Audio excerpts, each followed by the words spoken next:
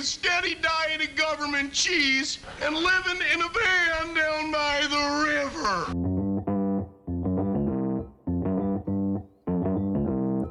Live from the YouTuber machine, it's the Stacking Benjamin Show.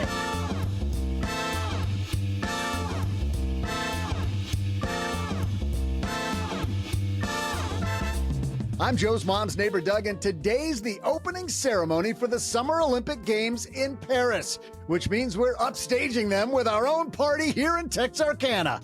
How do you win your own gold medal with your money? We'll walk you through our biggest tips with a woman who knows she's not only a certified financial planner, but also the first American woman to medal in both the Summer and Winter Olympics, Lauryn Williams.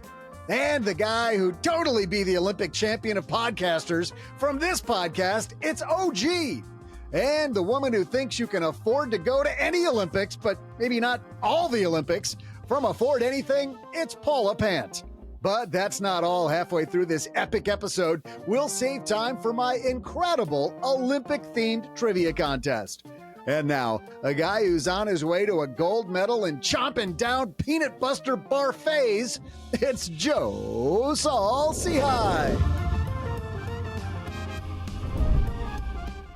Thank you so much, Doug. I do love a peanut butter parfait. It is amazing. And yes, maybe not the gold medal. I do have to say, though, I went recently to a Andy's ice cream. We just got here in town. And I walk up to the front window. The woman opens up the window and she says, Texas two-step? And I said, yeah, that's what I was going to order. How did you know? And she goes, because what you always order. And then I realized the woman at Andy's freaking knows me. That is not good when the ice cream seller knows your order by name. Maybe I'm a little closer to the gold medal than I want to be. But let's say hi to our gold medal panelists who are with us today. First of all, the guy right across the card table from me, Mr. OG is here. How are you, man? Fantastico. Excited yes. for the Olympic ceremonies. Those are always fun to watch. And I appreciate it being, a little closer to home. When it gets in like Tokyo or Japan, Korea, or it's like, I don't know what time that's really on. I don't know if I'm watching it live or whatever. At least in Paris, it'll be kind of delayed, but it'll be okay. So. Yeah, a little bit closer. And the woman who is watching the opening ceremonies, I'm sure tonight from Manhattan, Paula Pant is here. Are you going to be glued to your TV tonight? I don't have a TV, so what? No. I have the internet. It's okay. The internet does what a TV does. Oh, okay, for the most part. Fair enough. Fantabulous. And Paula, what's your favorite Olympic event? When I was a kid, I always loved watching ice skating, figure skating. That's a Winter Olympic. Wrong one, but that's good. Say break dancing. What do they do in the Summer Olympics? There's tennis, there's swimming. What else running. is there? There's running. And throwing swimming. things. That's a thing. Throwing things. Is there javelin? Yes, that is a thing. Hammer toss, probably. Oh, sweet. Hammer throw, okay. shot put. I would watch some javelin. Ooh. You could throw yourself using a pole over a thing. Oh my goodness. Not only does she not know pop culture, she doesn't know Olympic culture. Like Paula's throw lack yourself of over a railing to avoid a big puddle of water as you run for 5,000 meters. That's fun. Paula, these things that you don't know. These and if you just splash in the water at the steeplechase, you can take a bath. I would cannonball everybody right away. The first one, I'd go out just sprint. And they'd be like, whoa, this guy's just shot out of a cannon. Does he know that this is a 10,000 meter race? He needs to let him. And I'd get to the top and I'd wait for everybody to catch up and then cannonball, boosh. Bam. 3,000 meters for the second time, OG. 3,000 meters steeplechase. Oh, yes. I thought it was 10. I'm sorry. And the voice you're hearing now run out. is a woman who's not only been to the Olympics, she is an Olympic champion. And Lauryn Williams joins us. How are you? Delightful, and also looking forward to the opening ceremonies tonight. And most exciting thing that's going to happen in the Olympics this time is breakdancing, people. It is in the Olympics for the first time. Can you believe that? Check it out. What do you think? As somebody who is a person who is in, the OG Olympics, right? I mean, running was something that was in the original Greek games. What do you think about breakdancing being a part of the Olympics? I'm okay with it. I'm not okay with things that are more like games that you play in game night being in the Olympics, but we're not going to name those things right now. Breakdancing, I think, is cool. That is definitely a sport. What are those things? Is like Settlers of Catan in the Olympics now? Did I miss something? We are headed that direction, and I'm not excited about it, but not quite there yet. Chess clubs. Wait, Cards Against Humanity? Is that Cards part of Against it? Humanity. Wouldn't that be fantastic? So, Lauren, I know that not only have you been there, and I'm going to ask you a little bit about that, but I think you might have your medals somewhere where people joining us on YouTube might be able to see your medals. Where you must keep your medals like in a display case, like someplace where everybody can see them. I feel like you just love to call me out on this. You guys got to go back to episode, I don't know what number, and figure out where my medals were then. But today, This is my favorite thing, everybody. This is where they are. They're in like a Nice shopping bag. Economic bags, yeah, like it's great. Like, just get them out of here. Okay, we've got medals. Yes, Check that out. 3 of For them. people actually. not with us. Oh, that's beautiful. Scoreboard. Gold. There we go. Sorry if you can't see. You're only listening. My bad. Lauren, which event is that in? The gold. That was the 4x1 relay. This is silver in the Winter Olympics for bobsled, not ice skating, wow. Paula. Right?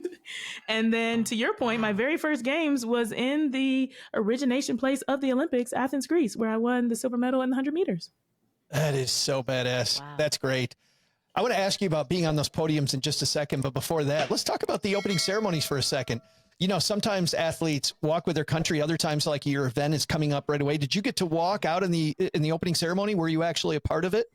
I did get to walk, I think it was the very first time in Athens. And then I did not walk in the next 3 games because of what you just said. It's a lot of standing, a lot of hurry up, a lot of wait. And so we missed the opening ceremonies, even though it's the coolest thing for spectators to watch. It is a quite a bit of an affair for an athlete, especially when you're getting ready to compete. But the first one was pretty cool. Yeah. So you're waiting there around with tons of other athletes. Put us there, like what we're going to see tonight from an athlete's perspective. When you come out and you walk out into that arena, what's that like? It is one of those things that you can't put words to. It's like, I am in the Olympic Stadium. I am at the Olympic Games. I am going to compete here. I earned a spot in this particular place and time, and no one can take that away from me. And it's like this one moment where you really realize, like, hey, I did a pretty cool thing that only 1% of the world has done. I think probably less than 1% of the world if we're talking real numbers here. But Oh, yeah. yeah, it's pretty awesome. 0.01% of the world. Absolutely. Probably. You know, we hear about athletes and fraternizing at the games. Some true love happens at the games. Did you witness any of that? I did not witness any of that, nor did I participate in any of the fraternizing at all. I was a Girl Scout at the Olympic Games, very focused on winning my medals. She knows There the may or may microphone's not on. have been bowls of condoms laying around the Olympic Village, though. That is a real thing that happened. That is a real thing. Mm-hmm. Wow. And then were you there any of the years that they had like McDonald's sitting around? I think that is still a thing, yes, and very much the official food of the Olympic Games. And if you've eaten in the cafeteria of the Olympic Village, you'd see why there's a McDonald's and why athletes depend on that. I have not eaten McDonald's since I was 8, so did not win any Olympic Games because of them. Not sponsored by Mickey D's. This year it's called the Royale with cheese. Right. Nothing says training plan more than large fries and a Shamrock shake. Right. And high cholesterol and high blood pressure. And hey, let's not go there though. Well, what a great night. And when you watch tonight, I mean, is it at all mixed emotions, or is it glad I did it? Is it tell me what you're going to feel tonight. I think I'm past the point of the mixed emotions. I think the first games that I didn't compete in, I was like, man, I could probably still be doing this. And then the second time was like, I could maybe still be doing this. And now I'm like, oh, have at it, you young whippersnappers. I am so proud of you. Go ahead. So, it's nice to see the changing of the guard. Tonight, we're going to talk more about what you do now, which is help people with their money. We are going to help our stackers win the gold medal with your money. So each of you have thought of a few things that are baseline to helping people with their money. And you know what the best part of this whole discussion is going to be, Lauren? Clearly the gold medal piece of this entire chat. What is that? It's the fact that this episode is brought to you by State Farm. That's it. Oh, absolutely. Yeah. It's like a good neighbor. State Farm is there. Talk to your local agent today. We have a few other sponsors that make this free for everybody. We're going to hear one more right now, and then we're going to talk Olympics and your money. We got Lauryn Williams here. We got Paula Pant. We've got OG. Let's get this party started.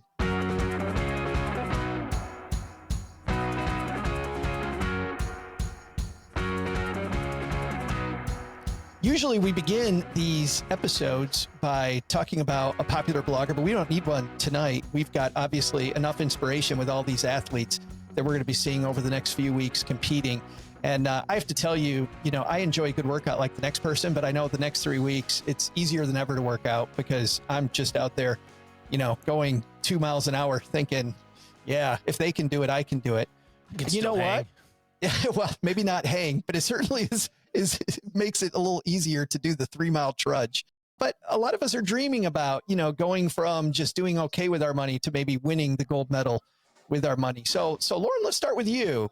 What is really foundational to help us get that gold medal with our money? What's the first thing we maybe should think about? In true Olympic status or Olympic mindset, you asked me to come with 2 things and I came with 6. So now I'm trying to decide which thing should I tell people about as the most important thing. You can tell how she reached the Olympics overachiever. We said 2, she brought 6. I'm thinking that optimism or confidence and optimism is a very important piece of the puzzle, because a lot of times people go and they're like, all right, I'm going to be a millionaire. I'm going to do this thing. They just set a goal and they don't actually think that they can achieve the goal, and they get worn out pretty quickly. I think from an Olympic mindset standpoint, yes, I did a lot of training. I did a lot of competing, getting myself ready to be on the line, but I had to show up to that line believing that I could win, that I was actually going to be the first person to the finish line in order to be able to achieve what I did. And I think that is a piece of the puzzle that some people are missing out on. They don't actually think that they can retire, that they can hit that $1 million net worth, that they can, fill in the blank with that financial goal. You have to have confidence and optimism in order to be able to pursue your financial dreams. I love that, Lauryn, because I remember when I, would get hired when I was a financial planner, and you guys know this, OG knows this. People are so excited for the first 10 days, 20 days, 30 days. And then real life sets in, right? And all these forces are attacking what you tried to set up, and you go through some dark days. I'll bet when you were training for the Olympics and your whole career, there had to have been some dark days out there that you got to get through that you can't get through without optimism.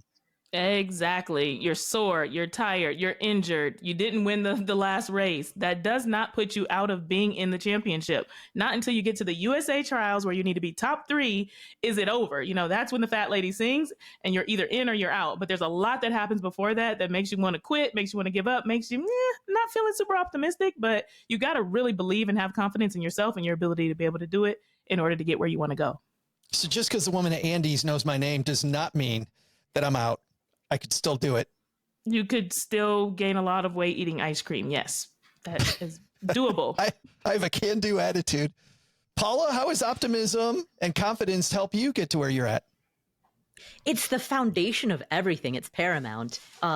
Because if you don't believe if you don't genuinely believe that all of your effort could yield this result that you ultimately want, then you're never going to put forth that effort to begin with. Right? If you think of a triangle, there's your thoughts, your behaviors, there's thought, feeling, and behavior, right? Thought, feeling, behavior. And if you don't have the thoughts and feelings, then that behavior angle of the triangle just doesn't come forth. And if the behavior part doesn't come forth, then it's lost. Well, how do you get through the downturn? I mean, is it mantras? Is it belief? Is it surrounding yourself with the right people? What do you do? I think be careful about what voices you let into your head. And that comes in every regard. It comes from what you read, what you watch, what social media accounts you follow.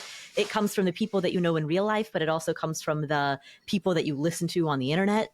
You've got to listen to optimistic voices, optimistic, confident voices that build you up and that tell you you can do it and that give you hope rather than, discourage you and tear you down, and that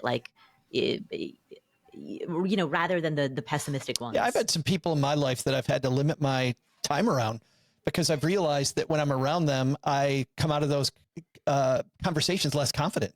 And I need the confidence. Don't get me wrong, they're still friends of mine. I just don't want to hang out with them as much because it just erodes my confidence being around these people. Because I feel like they question everything I do. And don't get me wrong, sometimes it's good to have people question you. I got to imagine, Lauryn, when you were prepping, it was some great coaches that helped you get there too. Ooh, I mean, it's not my turn, but I'd love to go again. Point number 2 is being coachable. Like, I told you I got 6. I was so, not even looking for number 2. It was a continuation number 1, but that totally is, isn't it? It is so important to have the right people around you, the right team of people, and to be able to listen to what that person what the coach is saying. So I feel like the coach is invaluable as the person that gets like the thankless job. They never really get the credit. I get all the credit as the Olympian, you know, I get to show the medals and everything, but I could not have done it without a coach, but I also needed to be coachable and listen to what she was saying. Boy, OG, you and I have talked about what Lauren's saying here so many times. And I think it's your phrase where you're like, listen, don't get mad at me. It's math. Like, I'm just showing you the math to get where you want to go. Yeah. I mean, I think when it comes to financial planning or goal attainment, you know, there's the benefit of the fact that you can just do the equation, right? You can just sit down and calculate all that stuff out, but there's so much more around the human behavior part of it, as both Lauren and Paul were talking about, in terms of, you know, picking yourself up and I think all of this boils down to, as I hear that both of them talk, I think about this as enjoying the process. I mean, it's fun to win the medal, I guess. I've never won a medal in my life for anything, I don't think. But, you know, it's not about the achievement. It's about the process of the achievement. And when we're thinking about it, like when it comes to financial planning or financial independence or whatever you want to think, you know, whatever you want to talk about here, it's not about getting to $1 million. I mean, that's awesome. But so what if along the way it was sucky and you had a really bad experience and you don't have any friends and you never did anything cool and now you just got a bunch of money? Like, what's that worth? I would rather have $900,000 and a ton of experiences and a ton of, you know, connection. So a lot of it is not hyper optimizing every single solitary thing, but rather, you know, just looking at it as a journey. And then when you do get to the million, recognize that that's just a new level. You know, there's a great book by George Leonard called Mastery. It's an old book now, but it's all about enjoying the plateaus, because, you know, we go through life and we have all these periods of time where like nothing's going on. Business isn't growing the way we want it to.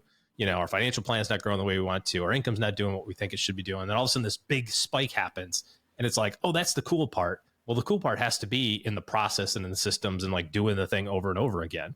The reason that your investment portfolio is like gangbusters right now is because you kept dumping money in 2022 when it was sucky. That's why, because you did all that stuff in 2022. Thankfully, it was only a year, so people didn't have enough time to like let off the gas. It was like 21 was awesome. Okay, 22 sucked, and then 23 started being awesome again. And it's like the reason that you see these huge returns in your portfolio over the last 18 months is because you kept doing the thing in 2022. When you look at the future and say, we talked about this earlier in the week, Joe. It's like, if the market's going to go down, what do I do about it? It's like, well, you should hope it goes down. But if it does, you have to keep the same behavior up. What if another 2003 happens for 3 years and the market's negative? That's okay, because in the long process, that pays dividends on the back end. Doesn't seem like it in the, you know, in the immediate time, just like Lauren's training or whatever, you know, it's like lifting leg day sucks. Everybody knows that, but you have to do it. You know? But I think that even though leg day sucks, I got to believe, Lauren, sometimes you're out there on the track when nobody's around, or practicing with the bobsled, nobody's around, and you got to kind of just embrace the practice, like embrace just the time you're spending, don't you? Yeah, I mean, to OG's point, it's about the journey. So it's like, what's happening right here, right now, in this moment. So I need to make the most of each and every moment, even when I'm sore, even when I'm tired, even when it's raining outside. Like, I still got to get these reps in because I'm building a strong foundation to be able to go and have that good competition. You know, I get my butt kicked in a competition, but hey, there's a championship that I'm trying to win here. Those competitions are getting me race sharp so that I can be great when I hit the Olympic trials or I can hit the Olympic Games. It's all about the process, but enjoying the moment and staying focused in the moment, even when things are sucking, to keep going. It is amazing. A place I think where this analogy breaks down is on the time that you spent. You clearly had to spend hours and hours and hours and hours. And people want to be great with their money and they want to spend no time. And what's funny is, you guys know, you don't have to spend a huge amount of time to be competent with your money, to be decent with the heck, even to really win, quote, the gold in the big scheme of things. You don't have to spend every hour of every day. And yet people don't do that. They want to be super with their money. I want to be Instagram famous. I don't want to. If I just win the lottery, things will be better. Paula, what's on your list as foundational for the Olympic gold in money? So on my list, the number one thing is boost your income. And do that early, because if you can get a boost to your income, let's say that you're 35 and you boost your income by 20%, and then you let's say that you like through a job change or through a career change, you boost your income by 20% at the age of 35. And then let's assume that from that point, from age 35 on, you have no other major income boosts other than inflationary upkeep. Just that one single boost that happens once, that alone would have like hundreds and hundreds of thousands of dollars of impact down the road in your net worth, right? Just one thing that happens once. Why boost your income and not cut expenses?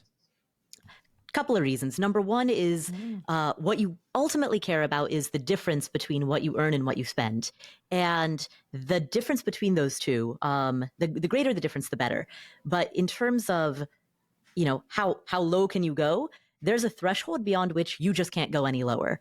Like there is at a certain point, to quote you can't shrink your way to greatness. Like you can't frugal down any further. That's one of the two reasons. The other reason is that the amount that you're going to spend changes throughout the course of your life as the size of your family increases, decreases, kids are born, kids move out, etc. So your grocery bill expands or contracts, your utility bills expand, contract. But the amount that you earn, there's no cap to that, right? There's no limitation. How often have you had to tell people, Lauryn, that it's an income problem? That you know what, your whole financial plan means you really need to make more money? I've said it more than a few times, and it is a hard thing sometimes for people to hear is like, wait, well, where am I going to get more money from? Also get ready for the nasty grams that are coming, because Paula said that I need to get a raise. That's what they're going to say. I listened to this episode and Paula said I need a raise, and employers are going to be calling you guys. Perfect. Bring it on, because though, Lauryn, I mean, seriously, people don't ask their boss for a raise enough. Every study shows people don't ask their boss for a raise enough.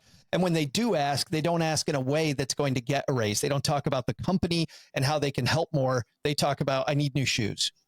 Right. And that's not what you should be saying. You should be talking about the value that you're bringing to the company. Write down, keeping a little list. I have just a notebook of like, here's the ways that I add value to this thing that I'm participating in, and going into your boss's office and saying, hey, it's time for more money. And here are the reasons why I'm a valuable asset to this company. I'm invested here the same way that you are. I want to see this company grow, but I also need to grow is a better way to say it instead of, I need new shoes.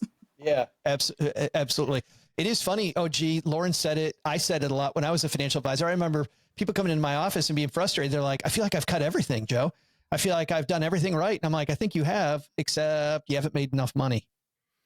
I mean, we lived this. When my wife was working, she worked in consulting and, got a great job out of college, big, nice company, got a nice bonus, all that sort of stuff. And then started working or had a relationship with a different company, like kind of outside, group basically.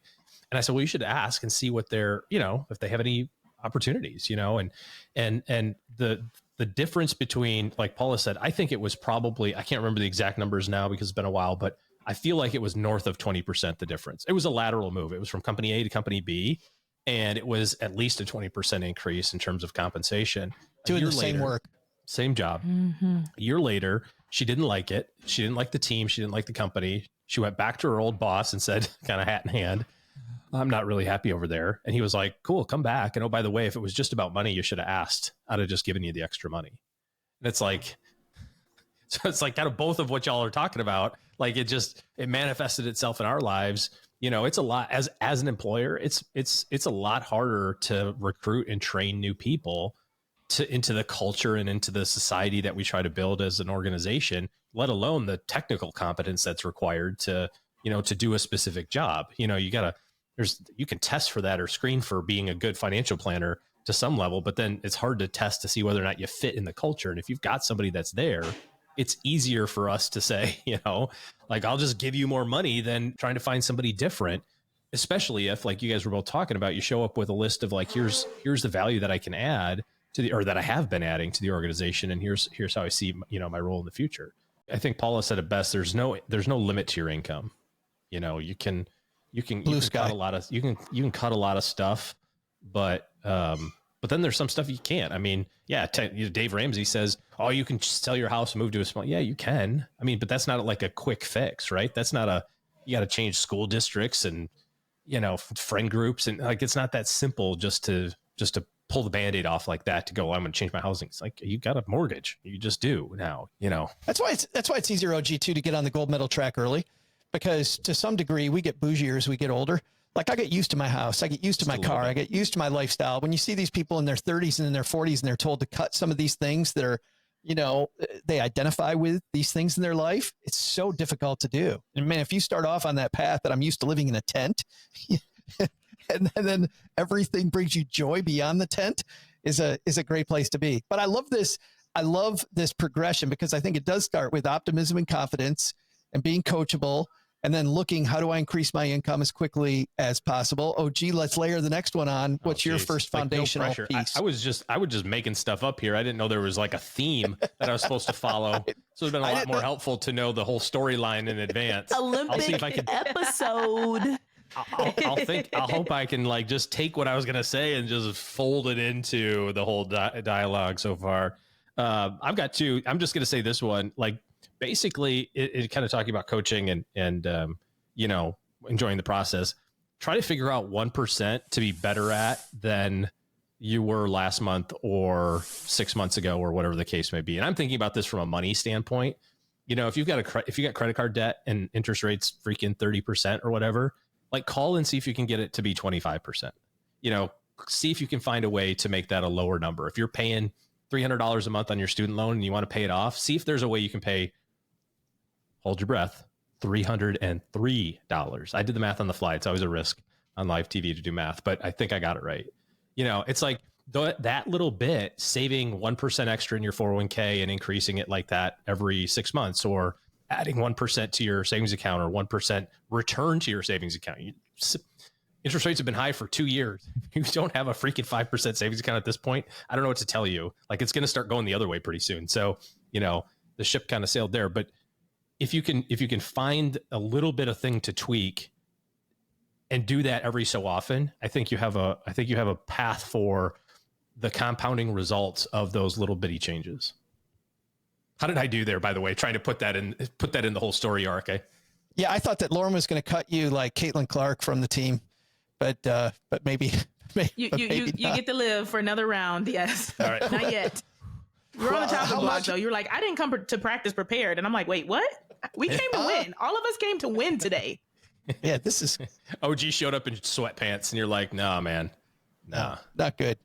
Lauryn, how much of it was getting those little things right, getting the little tweaks right? That's the difference between an Olympic athlete and just maybe a star on a college team.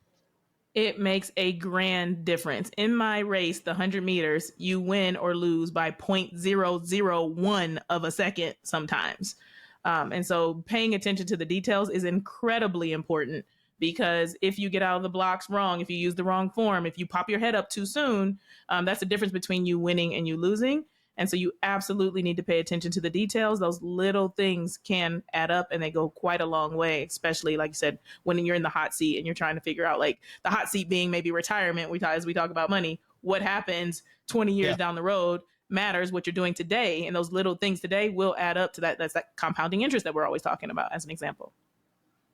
I'd love to go around and just ask each of you, what's a little thing that might pay big dividends based on the amount of time that it takes? Lauryn, do you have one? Were you thinking of one? Ooh, I would say. Well, let me give you mine first. I'll give you. Go for it. I can give you a second if you want, because mine is, and I didn't do it for the last 3 years. And then we just did our book club where we're taking people through Stacked, a group of people through Stacked.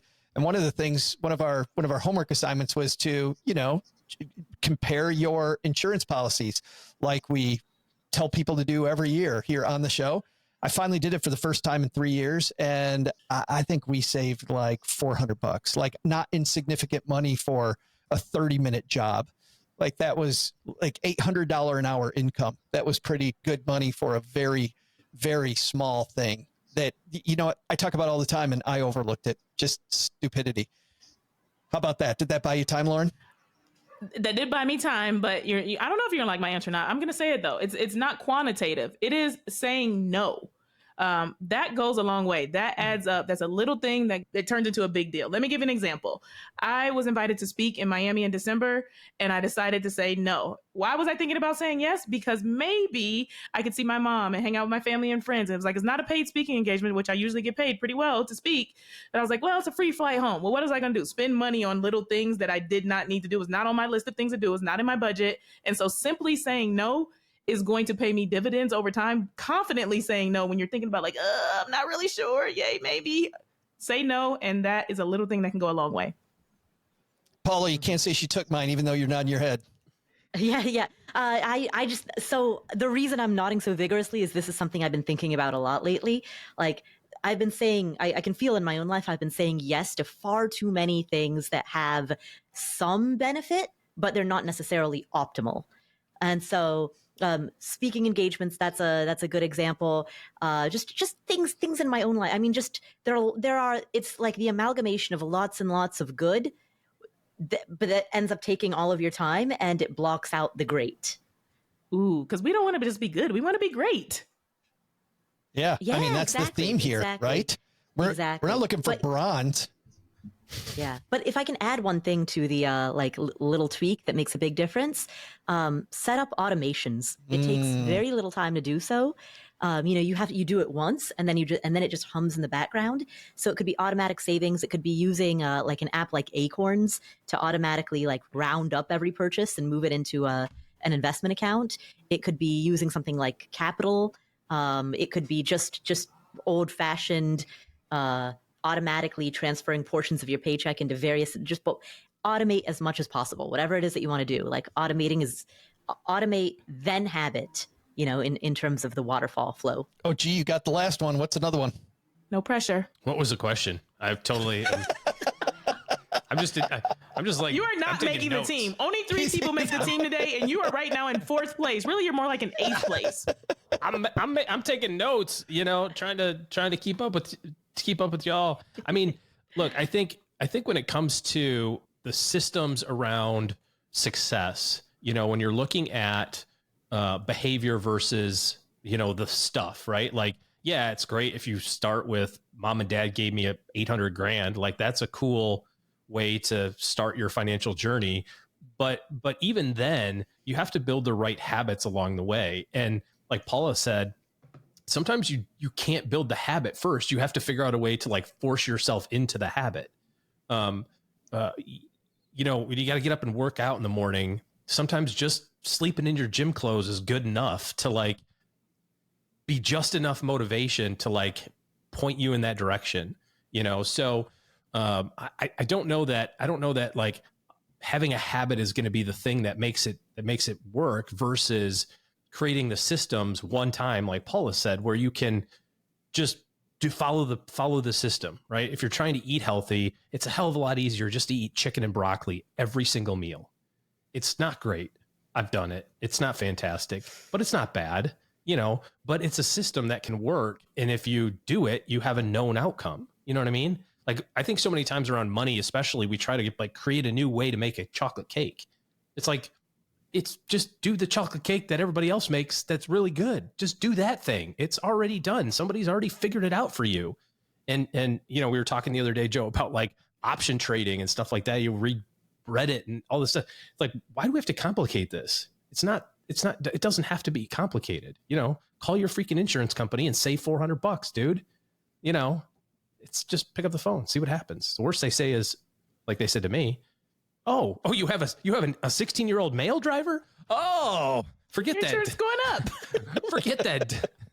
Forget what we talked about a discount. Oh, gee, I saved $400 or I lost $400 on my bill, and you're like, I found it all. Oh, it's way all more over than that. here. And I've got a 15-year-old that's about to drive. So every moment of that. 200 16-year-old males. We're going to go back through for another sweep for each of your ways to help people earn gold in their game of money management. But at the halfway point of every Friday episode, we have this year-long competition between our 3 frequent contributors, Paula Pant, OG, and Mom. And because Mom doesn't like doing the stairs, that means, Lauryn, you're playing on behalf of Mom, which means good news and bad news for you. You want the good news or the bad news? Good news, I'm going to win. The bad news, I'm in last place right now. Well, no, the good news is Paula Pant in last place. So Mom has had a 2-week winning streak, has won the last 2 weeks in a row. She now has 8. OG has 10. Paula has 6. Time Paula to stage that big comeback. So that's where we sit. That means that OG is going to guess first. Lauren, you'll guess second. And then Paula will guess third. And of course, that means, Doug, we need a trivia question. So you said it's about the Olympics. What do we got, man? Hey there, Stackers. I'm Joe's mom's neighbor, Doug, and today we're celebrating the opening ceremony of the Olympics. God, I love this time of year. It's the day when we salute all the athletes, like the track and field runners and the ice skaters and the... What's that? What's that now? Oh, yeah. Right. That's the Winter Olympics. Sure. I knew that. Yeah. Just testing you. Anyway, the swimmers, the race car drivers, and the... What? Oh, ha, yeah. Okay.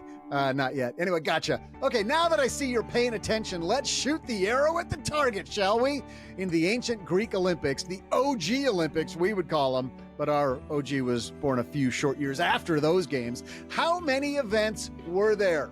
I'll be back right after I make sure my phone ringer is on. I've been expecting a call from the Olympic Committee about them adding me to the donut eating squad. Maybe donut eating, Lauren, is the new sport you're talking about. Maybe it's the new sport, but I don't think so. We don't need donut eating, but we are heading in that direction. Kremes? Krispy Kremes. Krispy Kreme donuts. I know. I'm listening. I could compete. Right. I could compete on that one. Ancient Greek Olympics. OG, you're going first. How many different events were there?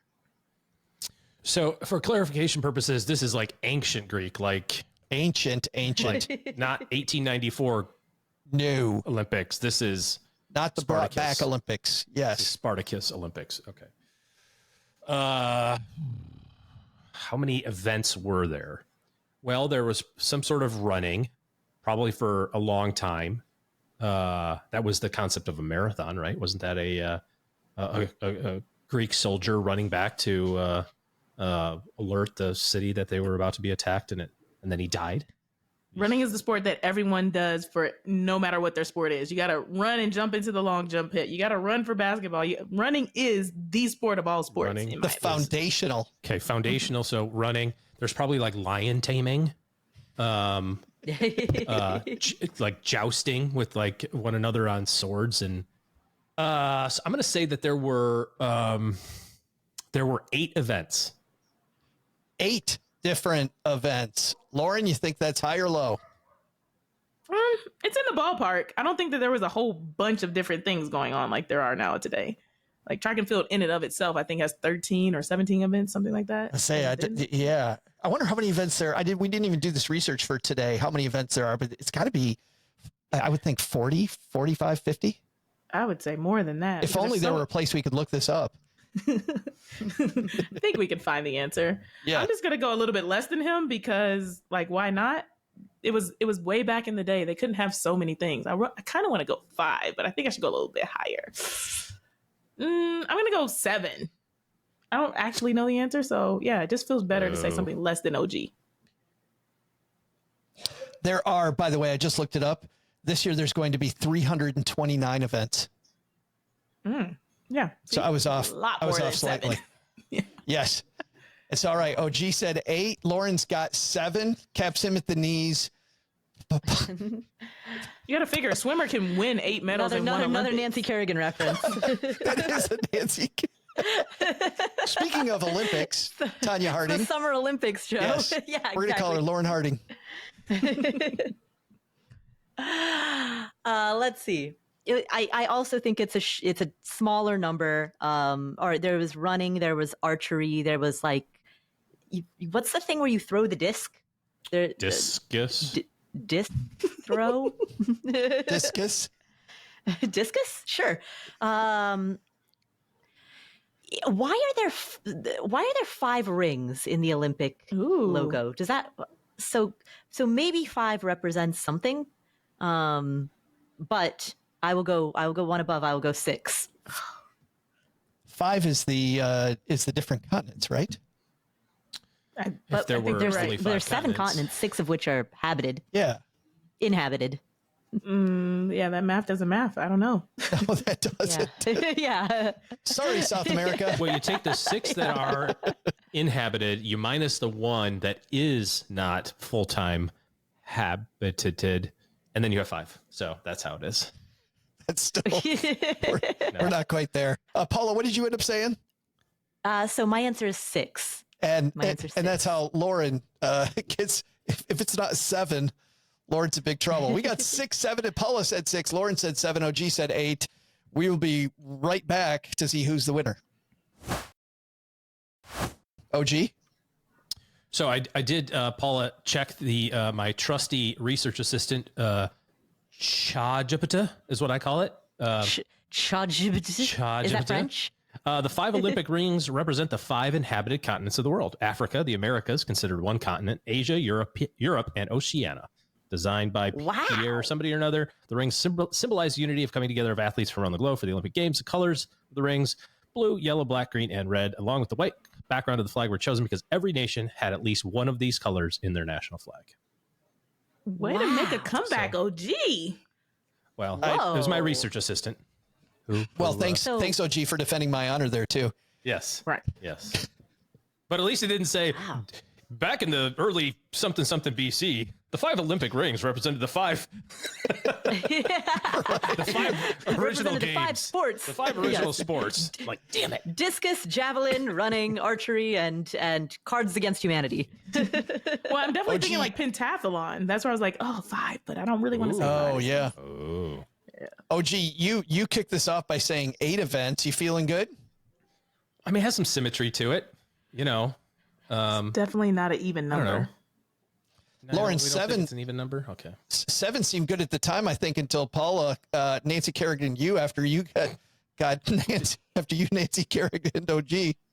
I should have been confident and optimistic and just went with 5, but it's too late now. Maybe I'm Tanya sticking with Harding. 7. I mean, Yeah, Nancy good was point. the victim, right? I mean, Right. Yeah. Tanya was the attacker. Tanya's Okay. people. And since you Tanya'd, Technically, Jeff Galooly was the I was attacker. going to say, it was Good like point. Tanya's people. yeah, Paula Jeff Galooly, Galooly. how you feeling at 6? After you Galooly the Galooly. I Galoolied.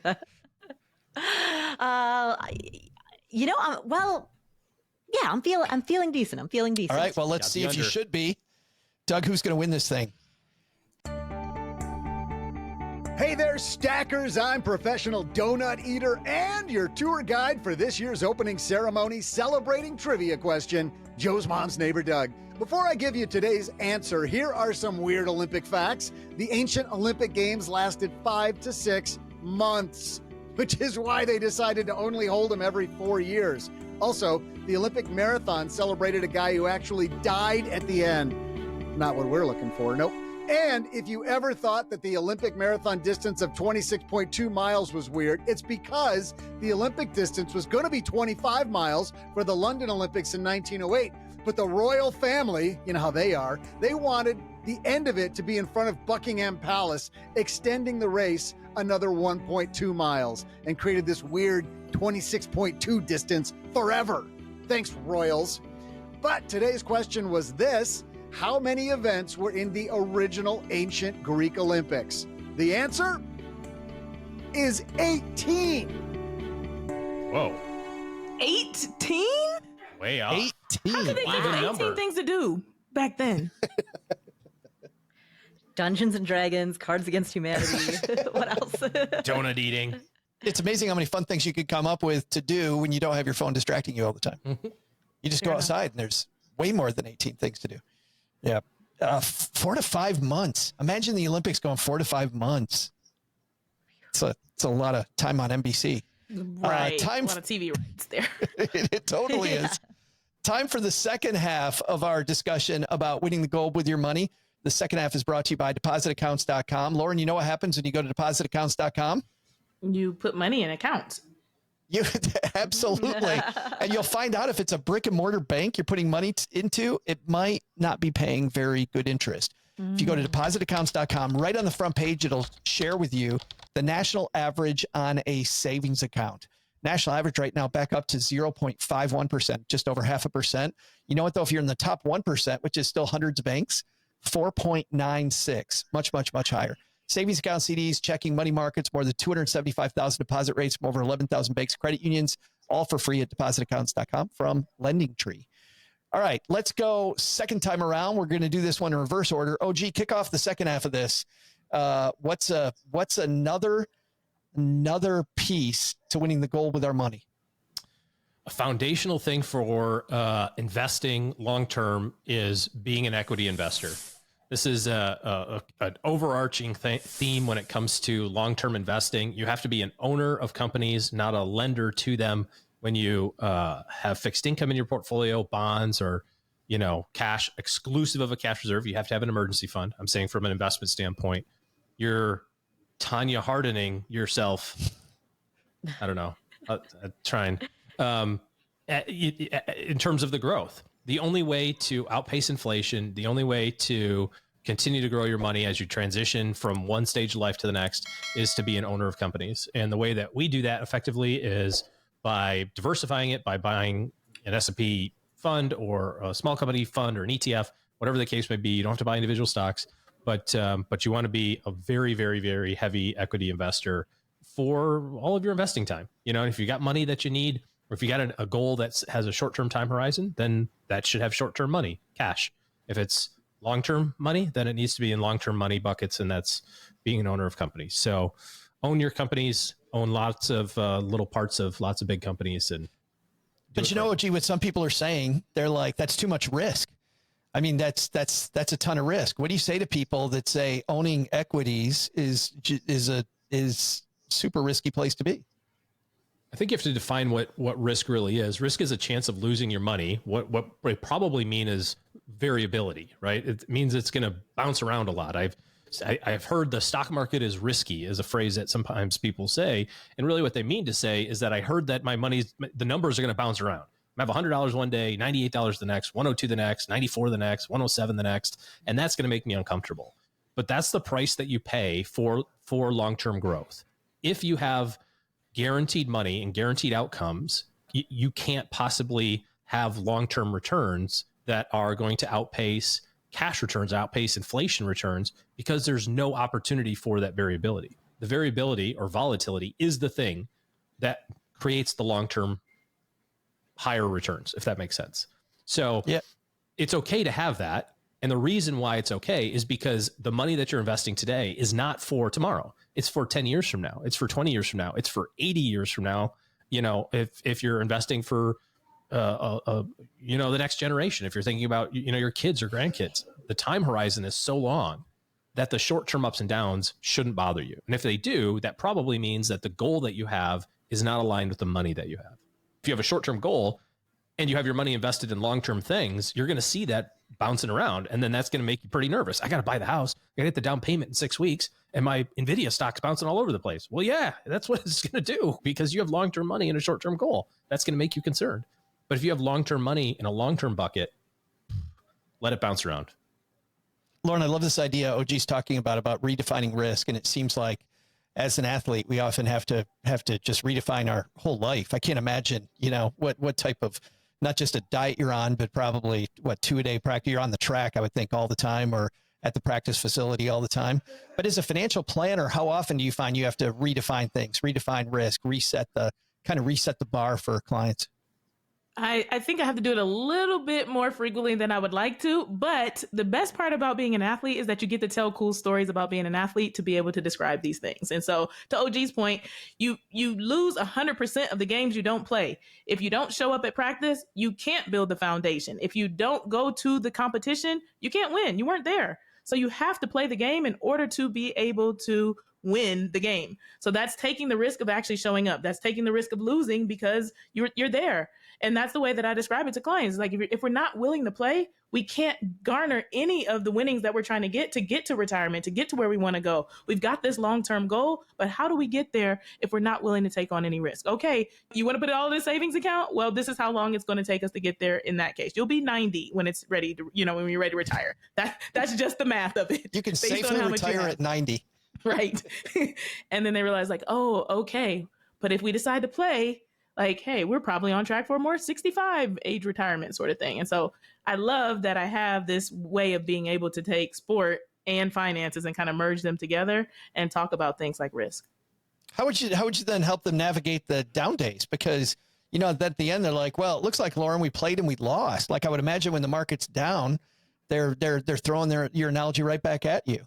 All my clients are 30, so I don't have to worry about that just yet, you know. But no, really, people get very scared when you said you see the market jumping all over the place. And the thing I remind them is that we're playing a long game. The same way that somebody started training 3 years ago, knowing that the Olympic Games was not going to come up for another 3 years. They're playing a long game, not getting injured, going to other competitions, getting themselves ready to get sharp. You have to realize that you're not going to win overnight. You're going to win over a period of time. And hey, today's a day where you're sore, you're tired, you're sick, whatever. The market's down. This is not the end of the line. This is not the finish line that we're looking for. This is just a part of the road that we're on. Paula, it seems like just based on the conversations you and I have had, you've kind of always been comfortable with the risk of equities. Does that, how did you get comfortable with that at a young age? I think number one, I was always investing for the long term. So it was just as you were talking about, at a young age, that's when I feel like that's when it's easiest to be comfortable, because you know that the money is going to be in there for decades and decades and decades. And so you know that you just don't really have to think about it. And if you know even a little bit of stock market history, you know that over the long term, the market tends to go up. Yeah, who was that though? Was that parents? I mean, did parents show you that? Because, you know, my parents didn't really have much stock market exposure. And I remember even in college thinking investing in stocks sounded cool, but I thought of it more like Vegas. Yeah. No, I actually was the one who introduced my dad to stock investing. When I was in the 8th grade, I had a teacher. She was a Catholic school nun, like in a nun habit. She introduced us to the stock market. And this is back when you would look up stock prices in print newspapers. So you would get a copy of the print newspaper, and then once a day you'd like find McDonald's and see what it was at. And so my dad was like, well, what are you learning about in school? And I was like, oh, you know, I showed him the newspaper and I showed him the page that all the stocks were printed on. And so and he didn't really know anything about it. So he started buying a couple of books. And so it was my exposure from Sister Elizabeth in the 8th grade. Sister Elizabeth introduced me to stocks, and then I introduced my dad to stocks from there. But where I really learned it was then in high school. I read The Millionaire Next Door when I was in high school, and I started reading Money Magazine. I started reading Kiplinger. So it was when I was in high school that I started just reading a bunch of personal finance books and magazines, and that was how I learned it. So Paula's got the stack of magazines hidden in the back of her closet. Yeah, Paula, exactly. you read Money Magazine again? Yeah. You'll go blind. Exactly. Let's stick with you, Paula. What's another foundational piece to winning the goal with your money?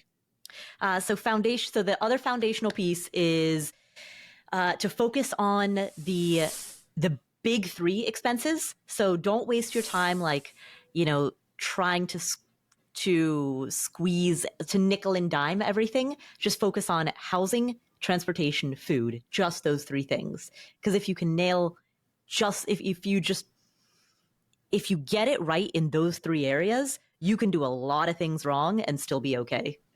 Have you guys, Lauryn or OG, if you had a client do that was further along, I talked about getting bougie as you get older, but have you seen somebody just go, we're going to downsize our house for the win, or we're going to get rid of a car for the win?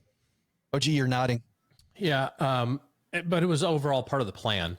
It was, and this, I've seen this a number of times where kids are grown out of the house. We don't need the big house anymore, the big family house. And a couple of people have sold their homes, taken the proceeds, let it sit in cash, and that's their travel. We need to find a new place to park ourselves for the rest of our lives. So we're going to go spend 6 months in Florida and 6 months in, coastal Carolina and 6 months in Austin and 6 months in LA and 6 months in France. And, where are we going to call home?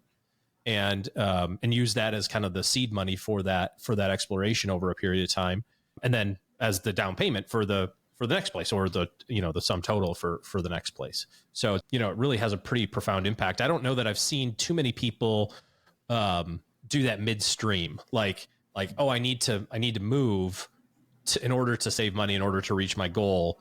I'll kind of tear that Band-Aid off, but it's a doable thing. I think that there's so many I can't, in the world, oh, I can't do that because insert reason here. I can't do that because whatever. And if you're really serious about kind of clean sheet designing all of this stuff, you can do everything differently, especially if you're in the United States, or Canada. And so to some level, it's like you can literally go 3,000 miles in any direction and you get to use the same language, the same money. You don't need anybody's permission to move there. It's the same form of government. It's the same, it's like, if you try to do that anywhere else in the world, if you're in London and you're like, I hate it here, it's too expensive, I want to move somewhere that's less expensive, you need permission to do that. You have to, like, I want to move to Italy. You have to ask if you can do that. Different money and currency and language. And, it's different, right, Lauren? I mean, I don't. Well, it's funny. I was going to go right to Lauren. OG, I'm glad you did, because Lauren, you did exactly this. I have sold the house and fled the country. The house is actually still on the market, to be fair. But yes, you can actually flee the country if you want. So my house is on the market. I now live in Medellin, Colombia. It is awesome. I love it. And you can, in fact, lower your housing expense immediately and change the trajectory of your overall financial picture. Another piece of this puzzle, though, is that I'm actually a student loan expert. And so what people do with me sometimes is just book a 60-minute call just to talk about their student loans. Well, I have to know other pieces of your finances in order to talk about your student loans, of course. And what is that? Your car, your home payment, et cetera, et cetera. And what I frequently find is that these people are just like so weighed down with the student loan debt that they're not really thinking about the other aspects of their financial pictures. They're not listening to this awesome podcast. So they don't have the financial literacy that everybody else is getting from listening to Stacking Benjamins. And so what happens? They have houses sometimes that are 70% of their income. And it's just like astronomical, the amount that they're paying, and they're drowning. They're like, these student loans are burying me. And it's like, no, the student loans aren't burying you. You bought way too much house. And I think of my job in those moments as, I have 60 minutes to talk to this person. This is not a long-term ongoing financial relationship. I need to try to save their life. And if I'm trying to save their life, I need to tell them the truth. And that truth a lot of times is, you need to get out of this house. And so I've said it a lot more times than I thought I would have said during my career. You need to downsize, and this is going to really, really help you from a financial standpoint. And people have done it. Boy, and that's the part about being coachable too. I got to imagine sometimes people aren't going to take that message all that well, and you have to be. And by the way, the cool thing there is, to your point, Lauren, we get so myopic, I guess is the word. We focus in so much on this one aspect, like my student loans. I don't think about all the other things I can change. I'm just thinking about changing this one thing. It's not my going out to eat budget. It's definitely my student loans. Yeah, if we broaden it out, if we broaden the picture out, and sometimes it takes another person to help us do that. Lauren, you've got the last word here. What's another? I know we've gotten only 2 of yours in. You've got 4 more, but I need the best one before we go. Never fear. I've got a good one for you all. It is the ability to control your anxiety and or your nerves, because as an Olympian, I think that is a true piece of the puzzle of winning. You can do all this training, all this preparation, and you can just work yourself up so bad on the day of, putting so much pressure on yourself that you just completely cave. And we can do the exact same thing with our finances. We get so anxious about the things that we're going through, the things that we're encountering, these little voices that are going in our head, that we actually forget to just say like, hey, what is it that I'm actually in control of? Let me stop with all the anxiety. Let me get my nerves under control so that I then can go after whatever the financial goal is that I'm trying to pursue. So what does this look like? Sometimes people are like the paycheck to paycheck mode. They're just trying to survive, and they have shame around their finances. They have, different things going on. There's a lack of stability just in their general life. Like, how are they going to pay the rent? How are they going to keep food on the table?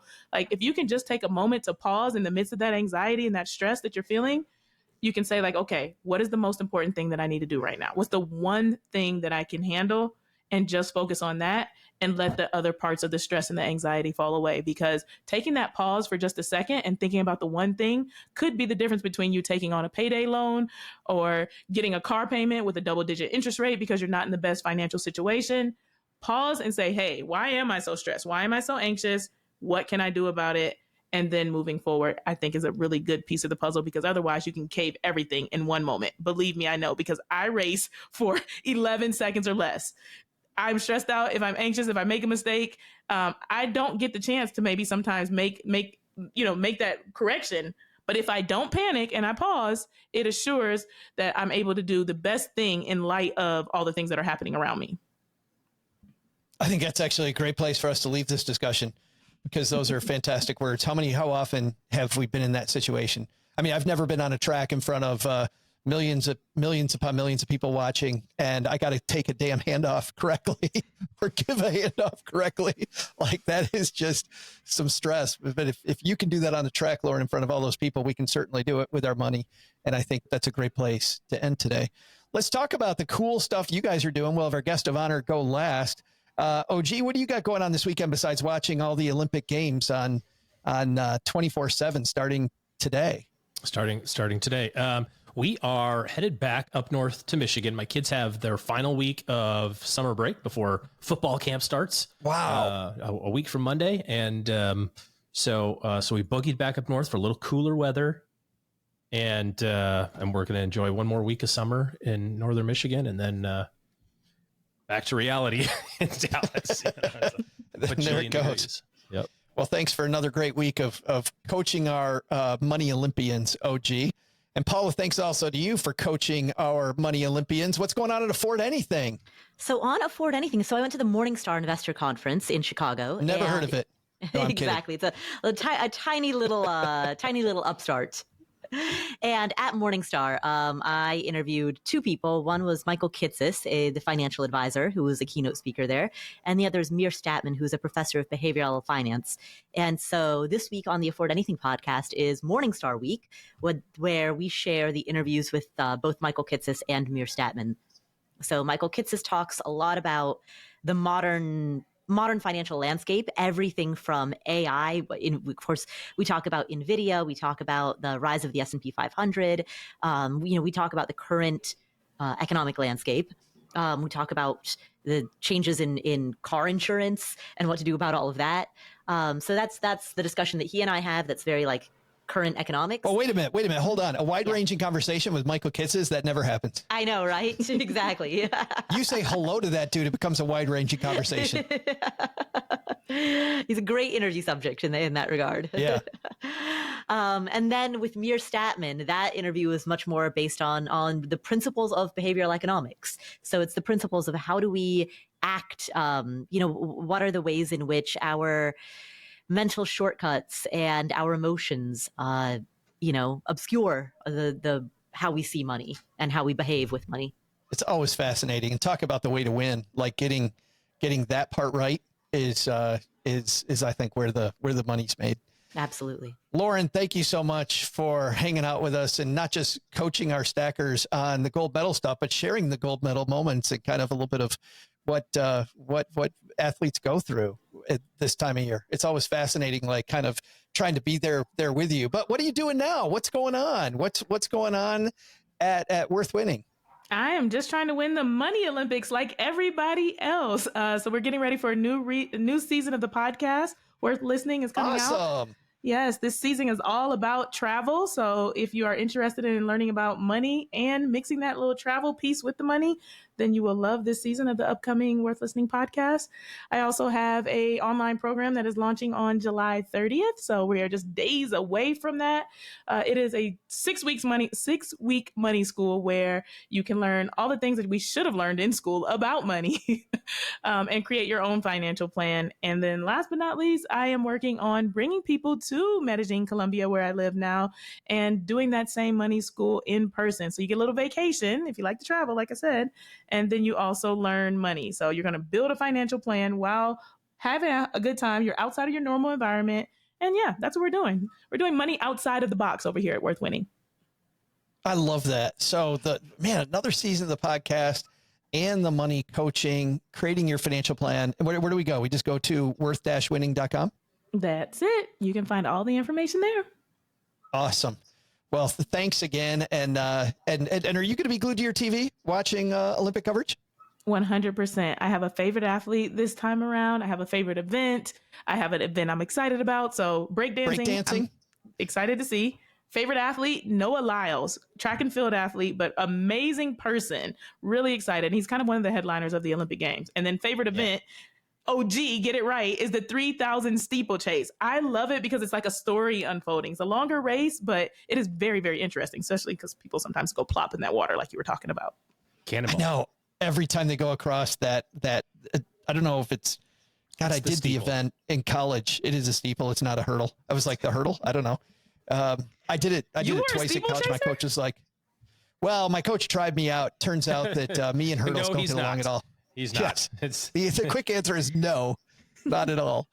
All right. That's going to do it for today. Doug, man, what are our takeaways today? So what's stacked up on our to-do list for today? First, take some advice from Lauryn Williams, who thinks this was the biggest takeaway.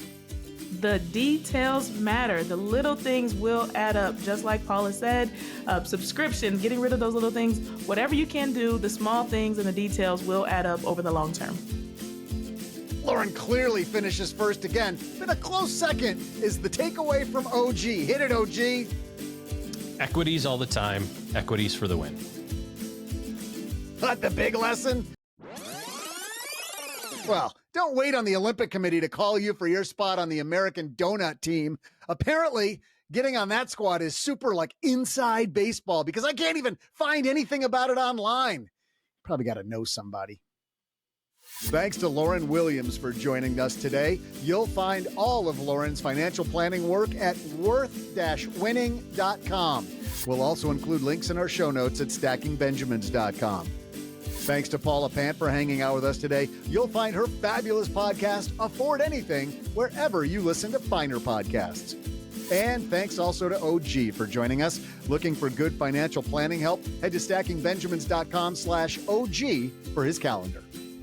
This show is the property of SB Podcasts, LLC, copyright 2024, and is created by Saul-Sehy. You'll find out about our awesome team at stackingbenjamins.com, along with the show notes and how you can find us on YouTube and all the usual social media spots. Come say hello. Oh yeah, and before I go, not only should you not take advice from these nerds, don't take advice from people you don't know. This show is for entertainment purposes only. Before making any financial decisions, speak with a real financial advisor. I'm Joe's mom's neighbor, Doug, and we'll see you next time back here at the Stacking Benjamin Show.